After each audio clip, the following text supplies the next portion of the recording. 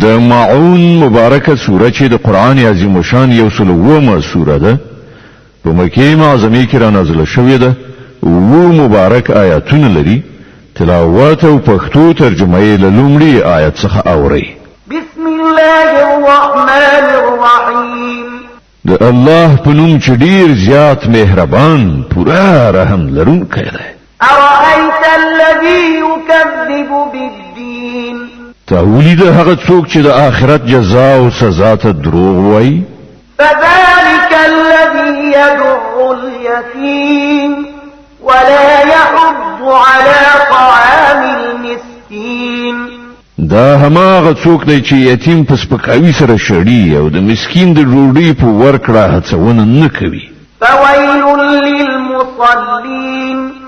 الذين هم عن صلاتهم ساهون الذين هم يراءون